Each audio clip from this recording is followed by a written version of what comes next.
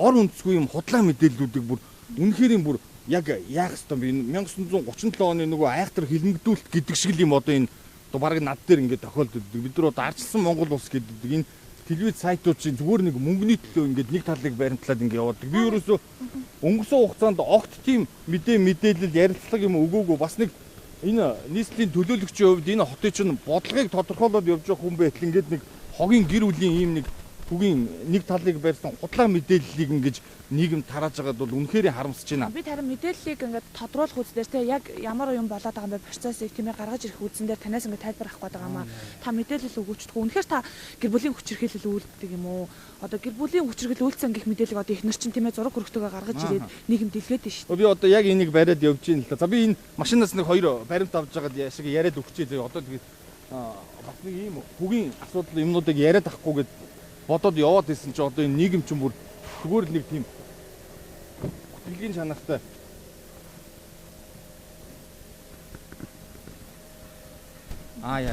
сүүлийн үед нэрээ бас энэ хаанаас нь ингээд ийм худлаа мэдээлэл юмнууд яваад идэг юм. Би одоо нэр үнэхээр бас харамсалтай байна. За яг хөө тэгэд нэг богинохон хугацаанд би одоо энэ цагдаа дээр бас гомдол гаргаад явж байгаа нөгөө нэг өчигдөр одоо шүүхээс намайг чинь нэг таслан сэргийлэх арга хэмжээ авсан нөгөө ихнэр хүүхдүүдтэйгээ уулзаж болохгүй гэдгсэн чинь өчигдөр нэг хуурамч мэдээлэл бас тавьж явах шиг байна. Тэгээд би одоо цагдаад гомдол гаргаад энэ хуурамч мэдээллийг шалгаж өгөөч. Яагаад ингэж ийм яваад ингээд дөнгөж саяхан одоо захиур дээр өдөр нэг 30 цагийн өмнө юм уу Эрдэсхүйг одоо дуудсан чи ирээгүй учраас 90 сурвалжлаад эхэлсэн байна гэд би энэ цагдаа дээр өөрөө ирээд явлаа. Ямар ч тийм байхгүй. Би одоо энэ нийгэмд учруулсан хор хөнөөл байхгүй. Манай ихнэр гээд хүн одоо өнгөрсөн хавар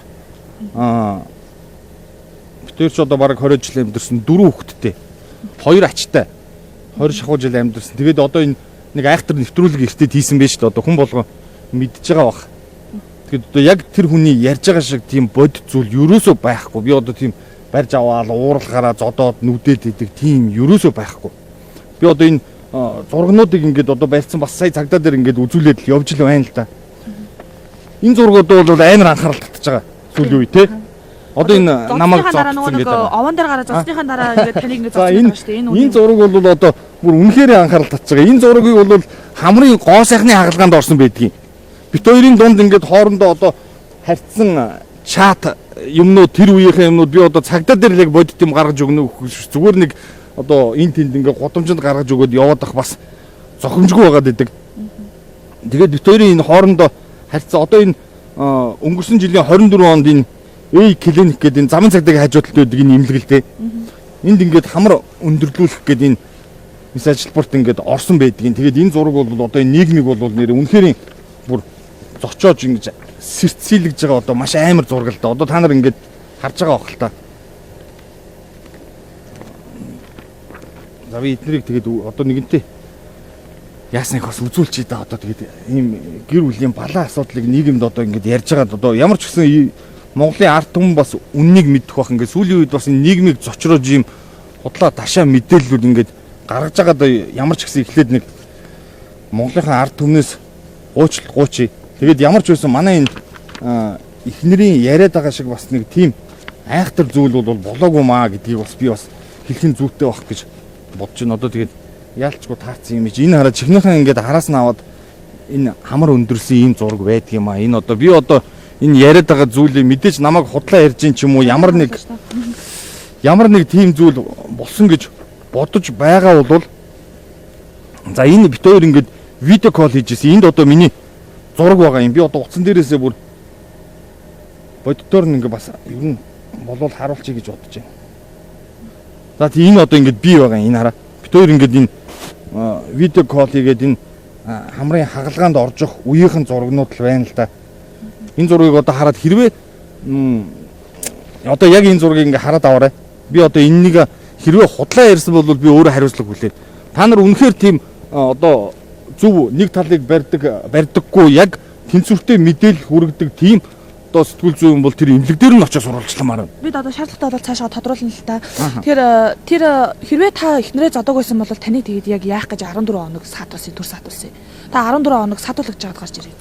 14 хоног би 461 торигдсон нөгөө нэвтрүүлэг бод арагчаа сэтгүүлчтэй хамт 10 сарын 15-нд нэг нэвтрүүлэг хийсэн шүү дээ.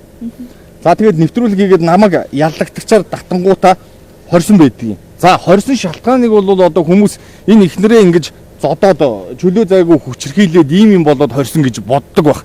Ерөөсөө тийм зүйл байхгүй. За энэ яагаад намайг хорсон бэ гэхээр энэтэй холбоотой манай ажлын нэг охин одоо А гэдгийн ариун тулга гэдэг тэр охин маань манад ажилдаг байж байгаад 9 сарын 30-нд миний нэг ажилуулдаг нэг хувийн компани дээрээс нэг цэвтэй мөнгө зүнг нилээ их юм алга болсон байдгийг. За тэрийг чингэлтэй дүүрэгт гомдол гаргаад шалгаад тэгээд ер нь бол нөхдүүдийг бас сэжигтнэр тогтоосон байдгийг. Тэгсэн чинь тэгээд мань хүн бол би ингээд мэдүүлэг өгөх гэсэн чинь надад нөлөөлсөн гэж ингэж худлаа яриад тэгээд би хоригдсон байдаг. Одоо бүр хүмүүс ингээд сонсвол ихнэрээ зодсноос болоогүй юм уу? Ихнэрээ зодсноос болж хоригдоогүй. Тэр чинь ерөөсөө шал өөр юм байгаад байгаа байхгүй юу? Тэгээд манай хүн ер нь бол би ингээд за нэгэнтээ ярьсах ингээд зарим нэг зүйлийг бас ярьчих гэж бодож байна. Бид хоёр ч одоо 20 жил амьдарсан бас зөндөө сайхан аз жаргалтай үр хөвгтөд тойруулаад ингээд амьдарж явах тийм хугацаа юмнууд бол зөндөө байсан. За өнгөрсөн хавар 5 сард манай хүн нэг бизнесийн зээл хийнгээд банкнд байраа 500 сая төгрөгийн барьцаанд тавиад би одоо сая цагдаа дээр яг л ингээл бодит юмнуудыг л үзүүлэл ингээл явж л байгаа юм л да. Одоо энэ зээлийн гэрээ мэрээ юмнууд нь бүгдээрээ энэ байна л да. За 5 сард тавьчингуудаа 6 сард гадагшаагаар авчдаг. Тэгээд хүүхдүүдээ бид нар ч одоо манай хоёр багч нь 6, 7-тоо 8-тай бас нэлээ жижигхэн хоёр нөхөр байгаа л да. Энэ одоо хамаагүй хүүхдийн зураг мураг үзүүлээд иж болох юм болов уу юм бэ? Тэгээд би ч зунжанга яваад мань хүн 9 сарын хэдэн хүртэл ер нь 3 сар орчим хугацаанд гадагшаа явчаа. Тэгээд би ч нөгөө хоёр жижигээг хараад одоо энэ 9 сарын 1-нд одоо нөгөө сургууль мургуул эхлээл одоо бит хоёрын зургнууд бит 3-ын зургнууд ингээл одоо байна л та би үзүүлээд одоо яг бодит байдлыг нь хилээд явчих дөө тхүү.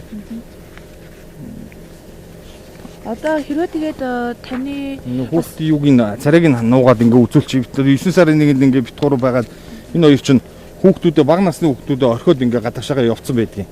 За тэгээд 9 сарын дундуур ирээд мань хүн 9 сарын 19-нд нийслэлийн иргэдийн төлөөлөгчдийн хуралдаан нийслэлтэр болдгийг. За тэгсэн чинь гадаа нь ирээд намайг над руу одоо чат өчөөд би энэ хурал руу орж одоо ямар нэг одоо юу гэдгийг хэвлэлээ хурал ч юм уу чамайг харлуулах ингээд ямар нэг юм хийнэ. Миний данс руу 54 сая төгрөг хий гэдэг. Тэр нь тэгээд за би 54 сая төгрөгийг хийцэн. Тэгэхээр нүгүй чи одоо болилтоо юу болж байгаа юм бэ энэ чинь яагаад ийм мөнгө төгрөгийн төлөө ийм амар юм хийж байгаа юм бэ гэдэггүй чат юмнууд нь бүгдээрээ байгаа. Би одоо ерөөсөө хариуцлагатай баримттай би цагдаа дээр ингээд яг үзүүлэх ёстой газрууд таныг зодсон болохоор зодсны чинь хийлнэ гэсэн юм уу? Тэгээд сүрдүүлсэн юм уу яг юм? Одоо тэр нийгэмд яриад байгаа шиг уурлахаараа хүн барьж авч зодоод идэг тийм зэрлэг балмад манай гэр бүлд одоо сая цагдаа нар нэлээд шалгалаа л та. Тэгээд тийм 102 108-ын цагдаад өмнө дуудлага өгж исэн огт тийм байдаггүй. Энэ улсад ч одоо яг юу болоод байгаа яагаад ингэж ийм зохион байгуулалтаа намайг ингэж харлуулж гүтгэж одоо ингэж одоо бүр юу гэдэг юм байгаа юм. Мөн чат юмнууд нь ерөөсө тодорхой айчдагхан байхгүй. Энэ одоо хараа. Миний данс руу ингэж мөнгө хийгээд мөнгө хийсэн баримт нь. За тэгээд мөнгө хийснээс хойш 54 сая төгрөг хийснээс хойш одоо энэ ингэж одоо энэ хамаагүй хувь чат одоо гарахаас яах вэ? Одоо би ямар өөрөө ингэж ийм хүчрхийлэгч ярахчин ч гэнэ нэг тийм одоо хогийн нэр зүүцхийгээд ингээд би одоо нэг үнэн мөнийг олохоор нэг мөсөн бас нэг хэвлэлийн урал хийгээд Монголын ард түмэнд яг нэг зөв үнцгийг гаргаад үзүүлээд явъя гэсэн. Монгол ардын намаас надад санал ирсэн ингээд бас ярьсан байдаг. Одоо ингээд яг л бодиттой юмнууд нь ингээд энэ байжлаа.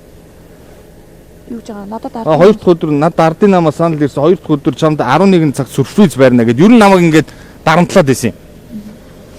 Тэгээд нэвтрүүлэг хийгээд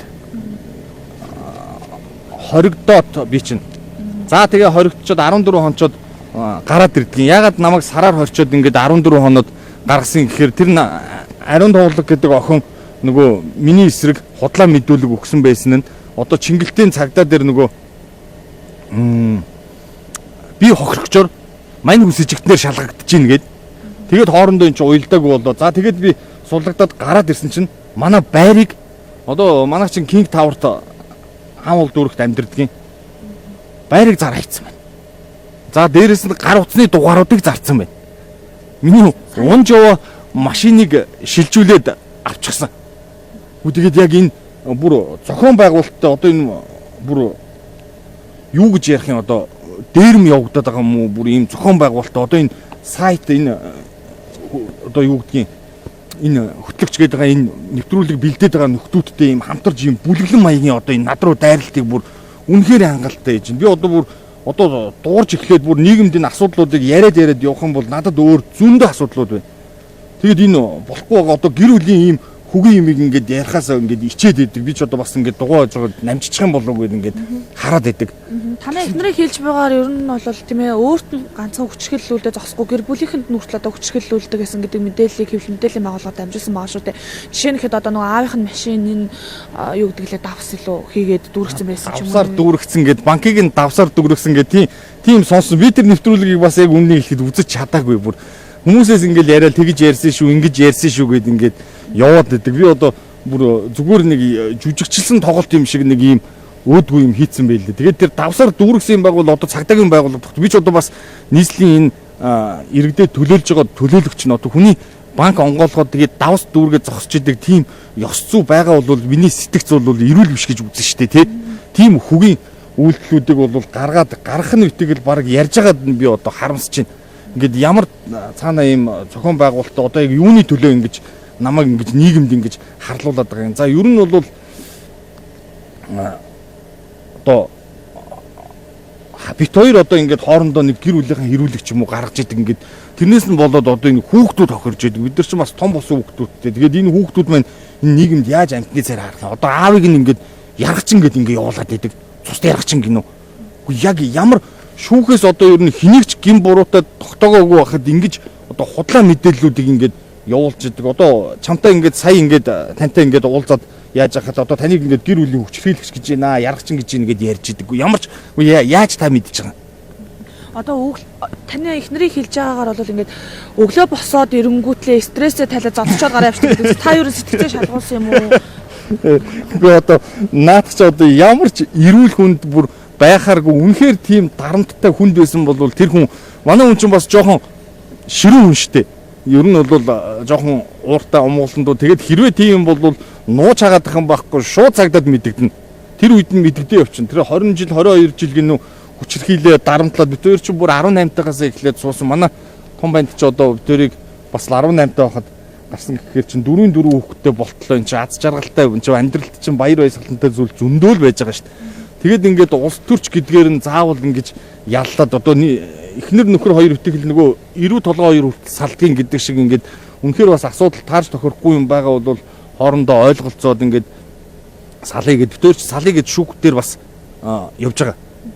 Одоо тэгээд хэрвээ та эхнэрээ зоцсон хэрэгээр тэр 14 хоног түр саатуулагдаагүй байсан бол одоо таны хэрийг ямар шатн дээр явж байгаа прокурор дээр яваг байгаа юм. Тийм миний хэрэг прокурор дээр шүүх рүү шилжиж чинь гээд прокуророос байцаалт руу дахиж байцаалт хий. Энэ ерөөсөө бас прокурор ч нөгөө мэрэгжлийн хүмүүс ч хараад айгүй хурдан хугацаанд энэ чинь зүгээр сошиалор ингээд хүнийг ингээд ялцдаг. Манад энэ сошиал мэдээллээр ингээд одоо юу гэдгийг цагдаа шүүхийн байгууллагуудыг ингэж дарамтлж шахаж ингэж хүчээр ингэж ажил хийлэгдэг. Ямар нэг улс төрийн санаа зорилго байгаад байгаа юм уу? Ийм ойлгомжгүй юм юмнууд айгүй их гараад байна. Яагаад улс төрийн зорилготой гэж үзэж байгаа таны хувьд? Гэхдээ одоо тэгээд юу гэдгийг одоо энэ төлөөлөгчөөсөө болчвол дахиад араас нь хүмүүс дэвшинч гэдэг юм уу? Ер нь ингээд сая чинь нөгөө нэг улс их орон чинь энэ нам эвслүүд чинь одоо ирэх барьж байгаа Монгол ардын нам чинь нөгөө нэг даргаа сонгоно гэж айгүй бужигнантай хүнд үед боллоо шүү дээ тий. Тэгээд тэр үеүдэд нь одоо ингээд яг би таараад тэгж байгаа юм уу? Сенсацаар дарна гэдэг шиг ингээд над дээр нэг ийм зохиомл ийм ажиллагаа ингээд явагдаад байх шиг байна. Одоо жишээ нь өчигдрийн одоо үйл явцыг ингээд харж байхад бол тэр бод аригчаагийн ярьж байгаа тэр манай хүний фэйсбુક дээрээ тавьсан гэд ярьж гин одоо энэ захиур гэд энэ сайтууд энэ зариг мариг ерөөсөө ямар ч ор үндэсгүй юм худлаа мэдээллийг бүр зүгээр шуурч тараадаг юм байна. Бүр ямар ч ор үндэсгүй яагаад ингэж худлаа ярьж байгаа машины араас нэг машины араас зураг дарангуудаа өө нэрдэсгүй ингээд ихнэрээ шахсан байх шүү хүчрхийлж байгаа юм байх шүү гэд худлаа мэдээллийг тараагаад идэг. Энэ хот ч одоо яаж амьдрах юм бэ? Таны зүгээс бас энэ асуудлыг сурвалжилсан нөгөө хэвлэл мэдээллийн байгууллагуудын хүмүүс рүү залгаж сурдуулсан гэдэг мэдээлэл яваад байгаа шүү дээ. Энэ үний. Үгүй одоо тийм юм байгуулвал гаргаад ингээд боддоор ингээд тавьцаах хэрэгтэй байхгүй юу? Ингээд ямар нэг тийм худлаа мэдээллүүдийг ингээд тавьж идэг ерөөсөө. Зураг энэ юуны зураг юм? Энэ одоо имлэгт ингээд хамар хагалгаанд орчоод ингээд бит хоёр очоод цуг сууж байгаа зураг л да би нэг эргээд ингээд очоод бит хоёр юм яриад сууж байгаа селфи ингээд зүгээр санамсаргүй ингээд нэг дарцсан зураг байгаад байгаа юм. Тэгээд тэр чатан дээр үнэхээр одоо тань Монгол Ардын намаас танай их нарт санал ирээд ийм асуудал үүсгэсэн гэж үзээд байгаа юм уу таны хувьд? Тэгээд хэрвээ ингээд үнэхээр таны эсрэг ингээд ийм хэрэг үлдэж байгаа бол цагдаагийн байгууллагаас гомдол гаргасан юм уу? Гаргасан. Би одоо манай нийгэмд нэг өөдгөө зүйл үүдгийг би яг сая энэ цаг мөчөд л харлаа. Ингээд эмэгтэй эрэгтэй хоёр хүн ч юм уу эхнэр нөхөр хоёр ингээд үл ойлголцох юм бол ерөөсөө эмэгтэйгийнхэн зөв юм бэ нэгэд ирчүү тохирж идэг. За тэгээд өглөөд одоо нэг эхнэр нөхөр хоёр ажилдаа явах гээд машина булаацалтангуудаа дургуун хүрснээ шарандаа эхнэр нь нөхрийгөө дуудаад 111 гээд 7-30 хоног баримтлаганд явуулчихдаг. Ингээд нөгөө ирчүүдийн ирэх ашиг амар хохироод идэг юм бэ. Би өөрөөсөө энэ нэг бүр биеэр мэдэрлээ. Одоо ямар нэг байдлаар ингээд энэ эмэгтэй хүн л ярьсан бол энэ хүний асуудал зөвөө гэд ингээд ярьж идэг. Би бол эхнэрээ муулахгүй. Би өөр одоо 20 жил амьдарсан үний чинь би миний 4 хүүхдээ гаргасан үнийг энэ бол хөгийн муухай байлаар худалч одоо миний намайг одоо энэ сэтгүүлч нартай ингэж нийлж байгаад одоо хориулж байгаад хамаг юмаа ингээд зараад үрээд ингэчлээгээд одоо муулахаас илүү ер нь бол яг бодит байдлууд бол яг ийм л байгаад байна. Үнэхээр энэ одоо тэр нөгөө нэг гэр бүлээс гадуур харилцаа үүсгэхдээ нөгөө нэг энэ нөгөө нэр бүхий тамирчинтай таныг холбогдсон гэдэг мэдээлэл байгаа ш. Тэр хүнээс болоод салд сарнж одоо үр хүүхдээ орхисон л гэдэг мэдээлэл байгаа. Энэ үний юм уу? Би ч одоо энэ хаяад ээж нь хаяа явцсан бага насны хүүхдүүдээ одоо зунчаа хараад байж байгаа. Одоо энэ сургууль соёлтын зөөн одоо яг өргөтлөхөөсөн эцэг гэдэг шиг ингээд ийм зүйлсээ чи ингээд яг нийгэмд ингээд амьдралыг ингээд биеэрээ үзээд явахар чинь бас үнэхээр энэ ажлын хажуугаар бол асуудалтай шүү дээ. Тэгээд ингээд хүнийг ингээд ямар ч тодорхойгүй ингээд ямар нэг хүмүүс ер нь 100-аас хойш ингээд зохион байгуулалттайгаар эхлээд нэг Сүхбаатар дүүргийн энэ хороодын группүүдээр намайг чинь янз янзын нөгөө хүүхнүүдтэй ингэж холбож зургийг нь тавиад тэгээд ингээд харлуулж эхэлсэн. Тэгээд тэр нь бас нэг олигтой амжилтанд хүрэхгүй байгаад ах шиг болохоор нь хамаатны энэ нэг жүжигчин гэдэг нэг ариун болор гэсэн нэг хүүхэн ингээд фэйсбુક дээр тавьдаг байхгүй юу. Манай хамаатныг ингээд айгүй олон жил хүчирхийлж нэг гинт олж мэдлээ гэд ингээд тавьдаг. За тэгээд тэр нь нэг айхтар явахгүй ингээд бас фэйсбүүкээр ингээд нэг хүмүүс ингээд гац нэг шивэр өөрөө яриад ингээд энэ юм байна уу тийм юм уу үнэхээр тийм болсон уу энэ тэр гэж асуугаад би ерөөсөө тэр үед нэг айхтар тийм бас энэ худлаа мэдээлэл юм чинь цагдаагийн байгууллага гомдол гаргаад эдгээр нь ингээд шалгаад учрыг олоод тогтоочих байлгүй дээ гэсэн үндсэн дээрээс бас байгаад исэн. За тэгсэн чинь тэгээд араас нь одоо тэр буд аригчаатай ингээд нэг айхтар олны анхаарлыг татсан нэвтрүүлэг хийчихэж байгаа юм. Тийм тэгээд иймэрхүү нөхцөл байдлууд үүсээ танах шууд явж байгаа үстэй. Шууд явж манайх шууд. Тийм наадхаа шууд ингээд ямар нэг монтажгүй ингээд дамжуулаад хүрчихье гэсэн учраас би ингээд та нартай ярьж байгаа шүү. Бодит байдал бол ийм л байгаа дээ. Одоо тэгээд Баян зүрхийн цагдаа дээр би одоо 90 сурвалжлагж гин гээд цагдаагаас ирдэсгүй 90 сурвалж гин гээд буд аригчаа захир хоёр одоо сая тавьсан байна. Тэг би одоо ирээд энэ цагдаа дээр би одоо өчигдөр ингээд бас гүтгүүлээд ингээд мэдүүлэг өгөө явсан. Одоо ингээд та нараас 90 сурвалжж байгаа юм байна уу? Би одоо ингээд өөрөө хүрээд ирлээ гэд ингээд яриад явж идэггүй. Тийм юм байхгүй штэ. Яасан бол ийс юм бол гээд. Тэгээд ингээд ямар нэг байдлаар одоо хүнийг ингээд гүтгэж харлуулж агаад ингээд яаж хийж байгаа л одоо ингээд ямар санаа зорилгоор мэддэхгүй ингээд хориулмаар л өнөрдөсгүй гэл ингээд яриад идэг. Уу юу хийснийг мэдэхгүй. Би одоо хилмигдэл гэдэг зүйлийг өстой бүр яг биеэрээ мэдэрж ийн энэ улсад. Яг юу болоод байгаа юм бэ? Одоо та бас сая хэлэдлээ шүү дээ. Хинэртэйгээ харьцсан баримтуудыг гаргаж өглөө гэсэн. Хэрвээ үнэхээр танаас тэгэж мөнгө нэхэмжилсэн ч юм уу, тийм ээ тийм зүйл байгаа мó, ярианы бичлэг ч юм уу, энэ зураг хөргнөөс гадна, энэ чатнаас гадна ер нь юмнууд байгаа юм уу? Энийг одоо прокурорын шаардлагыг хүсэлтийг хангаснаас болоод буцаагаад мөрдөн шалгах ажиллагаараа явуулсан гэж ойлгож болох юм уу? Энэ одоо чатар байгаа зүйлсүүдийг би одоо хаан бол дүүрэгт одоо цагдаагийн нэгдүгээр хэлцээр бас ингээд эрэгтэй хүн хүчрхийлэлд өртөж болдгоо юм уу? Энэ нийгмээрээ одоо намайг чинь сэтгүүлч сайтуудтай нийлж байгаад ингээд ямар ч байсан эдгээр чинь хамтсаар угаад ингээд бүлээцээр угаад хорчиж байгаа. Хориод гараад ирэхээр машин, байр, гар утасны дугаар бүх зүйлийг ингээд зарчиж байгаа юм. Тэгээд одоо ингээд гадуур явахаар нөгөө хүчрхийлэгч ирдэсгүй штэ гэд ингээд яриад идэг. Үгүй одоо би нэр төрөө сэргийлэх гээд бод аригчааг бас шүүхэд өгсөн байна. Энэ асуудлуудыг зохицохгүй бол одоо энэ ямар нэг шүүхээр хин гин буруутай тогтоогдоогүй байхад ингэж одоо сошиалор ч юм уу зурагт хараадаг ингэж хүнийг ялдаг ийм бохир зүйлээ болмоор байна. Дээрээс нь одоо ингэж улс төрд ороод би энэ улс төрд чинь бас нэг аятайхан зөв нийгмийг бүтээчихсэнсээ би өөрөө 4 хүүхэдтэй эцэг хүний хувьд бас энэ нийгмийг нэг бохир нийгмийг аятайхан болгочихсоо ингээд орсон болохоос биш ингэж энэ олон хүмүүст ингэж худлаа гүтгүүлж дүүжлүүлж навшороо дуудуулах гэж энэ улс төрд би ороогүй шүү дээ. Одоо зүгээр улс төрч гэдгээр нь ингээд амтаа болгон яллаад явж идэг. Дээрээс нь ажилгүй болгочихж байгаа юм. Би одоо хорон дээр анхан шатанд бас нэлээд удаан ажилласан энэ скватер дүүрэгт. Тэгээд гэр оролт ер нь энэ кейсүүд дээр маш их ажилдаг. Хүүхдийн хүчирхийлэл энэ асуудлууд дээр өөрөө тийм юм дээр ажилдаг үежиж хүн хүчирхийлээд явж гин гэдэг бол бас үнэхээр байж боломгүй. Би одоо энэ асуудлуудыг яриад дуграад явахгүй бол бас нэг ёс зүй гаргаад гэр бүлийн энэ бохир балиар хэрүүлээ энэ нийгэмд одоо би чинь бодлого яриад явж байгаа. Энэ хотыг яаж өөрчлөх үгээд яриад явж байгаа хүн байсан чинь ингээд ийм хогийн гэр бүлийн асуудал яриа явж гин гэдэг бол үнэхээр харамсалтай. Манай намын зүгээс одоо ямар арга хэмжээ аавна гэсэн тань дээр. Үгүй энэ бол шүүхэн мөхөөр ороод бид нар ингээд асуудал юмнуудаа яг шийдэгдэхээс нааш наан нь бол ийм балаа шийдвэрүүдийг ерөөсөө ийм би бол энийг бол ерөөсөө гүтгэлэг гэл явж байгаа ерөөсөө. Одоо сүүлд одоо таныг бас ихнэрээ сүрдүүлж байгаа гэх мэдээлэл яваадсэн шүү дээ. Одоо та ихнэртэйгээ холбоотой байгаа юм уу юм? Би ерөөсөө огт холбоогүй. Ямар дугаартайг нь ч мэдэхгүй, ямар машин барьдгүй мэдэхгүй. Би тэгээд сүүлийн үед ерөөсөө намайг өглөөд ингээд гэрээс манай нэг хоёр залуу ирж яг гэрээс ингээд өглөө гараад хэрвээ гадуур ажилтаа бол цуг явж байгаад одоо хүртэл ингээд цуг машин дотор байж байна. Тэгэл надтай цуг явж байгаад би ерөөсөө машин өөрөө байхгүй байгаа. Машин барьж ирээд шахаад тэгээд үнэхээр юм бас нөгөө хэрэг хийсэн хүмүүс чинь тэрийгээ далдлах гэж бас бүх байдаг арга хэрэгэлдэм байна. Би одоо ингээд нийгэмд бас яриа дуграад явъя гэд нэгэнтээ одоо ингээд танахаар бас яриа өгчлөө. Ер нь бол энэ асуудлуудыг ингээд шүүх хүмүүхээр ороод зэгцэрсний дараа яг бодит мэдээллийг нийгэмд ингээд хэвлэлээ урал хийгээд ер нь танилцуулъя гэж бодож ирсэн. Нийгмийг одоо нэг хүчрхийлэгч ярахчин гэж ингэж одоо чөлөө зайгүй ингэж бүүлээддэг, хүнийг ингэж гүтгдэг одоо ор үндэслэхгүй ингээд яг бодит баримт юм нотлогдоогүй байхад ингэж хүнийг гүтгдэг ийм бохир заваа ийм системийг ухсарсан юм байна.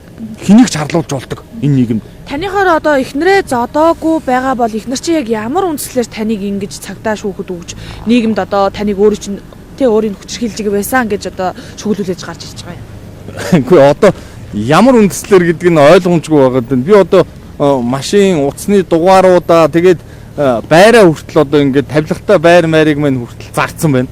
Тэгээ одоо яг ямар үндслээр юуны төлөө ингээд яваад байгааг нь мэддэхгүй. Тэгээ салах хүрэгдэл юмнуудаа өгсөн байдаг. Мань хүн одоо манай аав ээжийн дүүгийн ингээд байр мэр ерөөсө бүгднийг хамж аавна гэ. Дээрээс нь манай дүүгийн нэг компани байдаг ингээд бүгднийг авна гэдэг ийм хүсэлтүүд өгсөн байгаад энэ хоёрын голд яг юу яваад байгаа нь тодорхойгүй байгаад. Дээрээсээ тэр нэвтрүүлэг дээр одоо манай тэр аав ээж дүү одоо тэр хамаатан садан ингээд хүмүүсийг ингээд оролцуулж бас ярьсан байна гэсэн. Настай хүмүүсийг бас тиймэрхүү нэвтрүүлэгтээ оролцуулж ингэж ярьж идэг. Би энэ бод аргачлаг ямар соёлгүй өөдгөө ийм ёс зүйгүй нэг талыг одоо сэтгүүл зүй гэдэг чинь одоо альва бодит мэдээллийг тэнцвэртэйгээр одоо ард түмэнд хүргэх ёстой байгуулга үсттэй. Тэгэхэд ингээд яг нэг талыг бариад ингээд хүнийг ингээд ор үндэслэхгүйгээр дэвсэлж идэг ийм. Таны хувьд өөрөө одоо тэгээ ихнэрээ зодчоод дараа нь очиж авахдаа гэр бүлийнх нь хүчрхийлүүлээд аваа явсан юм шүү. Би одоо тэр яриад байгаа юмнуудыг ерөөсөө хүмүүсээс дамжаад сонссон л тоо ерөөсөө ойлгоогүй шүү дээ. Нэг хөдөө аваач 2 хоног зодсон гин мэн ингээд яриад идэг. Тэгээд цагдаагийн байгууллагт яг өгсөн тэр мэдээлэл юмнууд нь байгаа мó тэр юмнуудаа ингээд гаргаж ирээд ингээд бодтол юм бид нар баримттай юм ярьж авахгүй бол баримтгүй юм ярьж хүнийг гүтгэж ерөөсөө болохгүй. За тэгээд би эцэст нь бас нэг юм хэлчихв. Ер нь ингээд тэгээд би бас нэртэй хандаад ч юм уу ингээд ийм гэр бүлийн ийм асуудлуудыг ингээд нийгэмд гаргаж ирээд бид нар үнэхээр тийм асуудал байгаа бол цагдаа шүүхээрээ яваад асуудал юмнуудаа гомдлоо гаргаад энэ хууль хүчний байгуулагч одоо бодтоор нь шийдэд явах байлгүй ингээд харилцан одоо ингээд нэг иймэрхүү хэрүүлч юм шиг хилцэлч юм шиг ингээд бие биенийгээ өмөрсөн юм шиг ийм хөгийн асуудлуудыг нийгэмд гаргаад яваад аймаргүй байна. Би одоо бас өөрөө бодлого тодорхойлоод явж явах хэрэгтэй хийх ажил албан ажлууд зөндөө байж идэг. Тэгээд ингээд ийм гэр бүлийн ийм нэг одоо буруу ташаа тэр яриад байгаа шиг нь чөлөө зөг уурал гараад барьж аваад зодоод нүдэд идэг тийм юм юусоо байхгүй. Яагаад тийм одоо өөдгөө мэдээллүүдийг одоо ямар одоо сэтгэл зүрхээрээ тийм асуудлуудыг одоо ярьж байгаа юм бол би одоо үнэхээр гайхаж байна. Та нөгөө чата дахиад нэг харуулж байгаа. Биднээс манай үзэгчид нөгөө баримтыг чи харъя гэдэг юм. Үнэхээр одоо ихнэрээ зодоогүй, ихнэрийнхээ дарамтнаас юм уу, өөрөө ихнэрээ зодож ирсэн юм уу? Энд үнэхээр ийм асуудал болоод ихнэр чи гаргаж ирэх юм уу гэдэг. Олон юм байна доо. Хувь чатнуудыг хамаагүй гаргаж маргаад ярьж болдго юм болов би одоо нэг тогтоод харуулж байгаа. Тийм нэг. За одоо жишээ нь энэ сайтууд гээд над руу одоо залгаад энэ сайтууд залгаад эхэлсэн байгаа. Энэ одоо 9 сард одоо ирснээс хойш гаднаас ирснээс хойш ярьж байгаа юмнууд л та. Үгүй бол нийслэлийн тамгын газар руу хурлын албар руу одоо сургалтын төлбөр хоолны мөнгөний юмнуудыг ингээ явуулна гэдэг. Энд ч одоо ерөөс намайг ингээд амар хүнд байдалд оруулаад байлгаад байгаа байхгүй юу. За жишээ нь надад ардын намаас ингээ санал ирсэн. Ирэх 2 дахь өдөр 11 цаг сюрприз барина гэд би одоо үгүй чи яагаад ингэж идэм бэ? Ийм 20 жил амьдарсан нөхрөө одоо инглээд иглээгээд ингээд нэг иймэрхүү маягийн ингээд юмнууд ингээд айгүй их байгаад. За тэр 54 сая төгрөг гээд зураг цайтаа хараа сууж байгаараа гэд ингээд нэг ийм намайг одоо урд өдрөөс нь ингээд дарамтлаад. За би тэрний баримтыг нь яг 54 сая төгрөг шилжүүлсэн баримтыг нь үчинээс нь үзээд та. Одоо баримтны энэ байна л та энэ. Одоо энэ яг 54 сая төгрөг ингээд өөрийнх нь данс руу ингээд яг шилжүүлсэн. Ингээд нэг иймэрхүү юмнууд ингээд байж идэг. Тэгээд би яг энэнгүүрээ одоо хаан уул дүүргийн цагдаагийн 1-р хэлцээр бас би ингээд хүчрхийлэлт өртөө, дарамтанд өртөөд хүнд байдалтай байна гэдээ бүр 9 сард гаргаад өгсөн байсан. Тэгээд дараа нь Чингэлтэй дүүрэг дээр тэр хохирогчоор бас ингээд юмнуудаа хулгаад алдсан ингээд бас хохирогчоор тогтоогоод ингээд идэг. Тэгээд энэ Баян зүрх дүүрэг дээр одоо өчигдөр бас энэ гомдол хөсөлтүүдэд гарлаа. Сая энэ захиур цэг юм ингээд сайт байна. Тэгээд энэ бод аргачаа гэж нөхрийг одоо ингээд намайг ерэн сурвалж чинь ингээд яваад байгаа. Энэ нөхдүүдтэй ингээд бас ингээд гаргаад ингээд нэмээд явж байна. Үгүй ор өнцгөө ингээд хүмүүнийг ингээд гүтгээд ингээд харлуулаад доромжлоод энэ хүнийг одоо 20 мөр өн одоо очоод ингээд эхнэрээ алчуул яах ингэчүүл яах ингээд нэг ийм мэдээллүүдийг одоо хар араасаа явуулаад идэг бол үнэхээр харамсалтай байна. Би одоо өшөө маш олон надад баримт юмнууд байгаа. Би одоо болохгүй бол одоо лайв хийгээд ч юм уу ер нь асуудал юмнууд байх юм бол яриад явъя гэсэн бас баримтуудаас бас үзүүлж байна. Манайхаас нэлээд хүмүүс ороод ирсэн баримтуудыг чинь харъя л гэдэг ах шиг байна. Энээс өөр баримт байгаа мó? Ердөө энэ байгаа мó? Ер нь бол зөндөө баримтууд байгаа надад. Би сая зүгээр энд яг нөгөө босон процесс юмнууд өчигдрийн баримттай холбоотой нэлээх баримт байгаа. Талагийн сая ижиг оруулж үлдээчгээд дахиад нэмэлт баримтуудыг бас өгөөд ингэж явж байгаа юм. Би бол одоо эхнэрээ бол бас олон жил амьдарсан ханилсан ханиага зүгээр муулаад энэ ингээд энэ тэгээд энэ гэд байхаа хайшийн. Гэхдээ ярьж байгаа энэ худал мэдээллүүдийг түгээж ингэж нэр хүндэд талдаад би одоо улс төрч гэдгээр нь ингээд нийгэмд ингэж дүүжилж одоо ингээд нөгөө хот хайж өгж байгаа яс чиг зүгээр л нийгэмд ингээд эрдэс суул нь оршиг гэл ингээд яриад өгчдөг. Эмэгтэй хүн яриад хахаар хүмүүс өө эн чинь бодит юм биш үү гэд ингээд зөрүүлээд бас тийм ойлгоцыг аваад байна. Тэгэхээр энэ бол ерөөсөө байж болмооргүй юм зүйл байна. Манайхаа одоо ингээд хараад тэгээд яг ямар процесс яг бодит амьдрал дээр юу болдог яадаг гэдэг ямар ч мэдээлэл байхгүй шүүгийн шийдвэр юм гараагүй ингээ байж хахад л одоо зүгээр нэг алуурч ярах ч хүчрхийлэгч гэл одоо ингээл одоо мэдээж энэ юмнуудаар янз янзын бичиж байгаа бох. Манайхаа энэ ухамсаргүй энэ хүнийг ингэж гүтгэж доромжилдаг энэ ямар нэг шүүхийн шийдвэр гараагүй тогтоогдоогүй ийм зүйлсүүдийг одоо ингэж ярьдаг энэ байдлаа болмоор байна. Сошиалор одоо хэнийг ч хамаагүй ингэж дуртаа ингэж ялж яадаг.